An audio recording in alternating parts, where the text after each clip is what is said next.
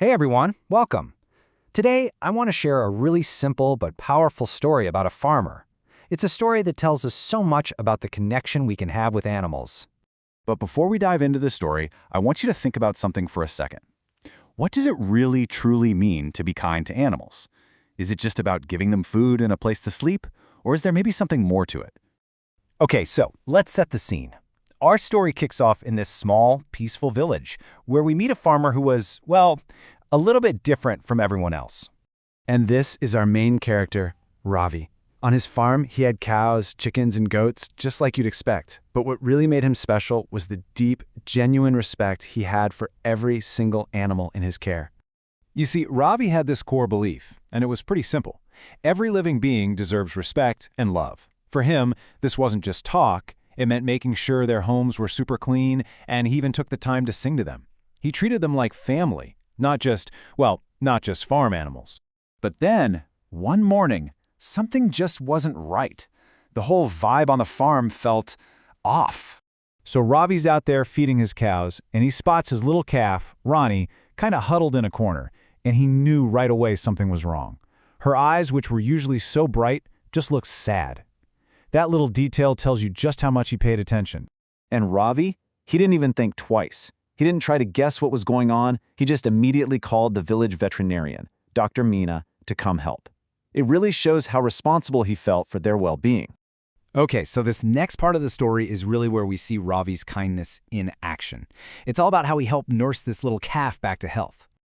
Dr. Meena's instructions were pretty clear. First, Rani needed her medicine. Second, she needed a ton of rest. And third, she just needed lots and lots of extra care while she was getting better. And Ravi did exactly that. And then he went even further. For days, he was right there by Rani's side, gently feeding her by hand. But he didn't stop there. He sang soothing songs to her and even read her stories, giving her the kind of comfort you'd give to a person. Now, Rani didn't just get better overnight. Her health improved gradually, which just means, she got a little bit better day by day. It was a slow process, and it took a lot of patience, but Ravi was there for her every single step of the way. And what's really cool is that Ravi's kindness started to spread, like ripples in a pond. It wasn't just about healing Rani anymore, it was starting to inspire other people, starting with the kids in the village. So word gets around, and the village kids hear that Rani had been sick. They came over to the farm to see how she was doing. And Ravi, he didn't shoo them away. He welcomed them right in with a big smile and told them the whole story of how he was helping her get better. What those kids were seeing was pure compassion. And really, all that word means is having sympathy and kindness for someone else, or in this case, for an animal. Seeing how much Ravi cared for Rani, it just really moved them.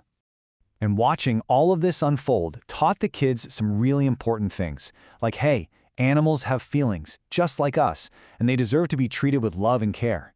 It showed them that helping animals is a big deal, and that even small acts of kindness can make a huge difference. They were so inspired they started visiting all the time to help out. Ravi's story is just such a beautiful example, isn't it? And it kind of makes you think, how can we take this lesson and use it in our own lives? So let's talk about a few simple ways we can do just that. I mean, think about it. You probably see animals all the time, right? Maybe a neighbor's dog or a cat hang out in the park. So what are the best ways to interact with them so that we're being kind, but also being safe? Here are a few really simple but super important things to remember. First off, always be gentle and never ever tease or hurt an animal. Another big one, always ask the owner for permission before you pet their animal. You just have to.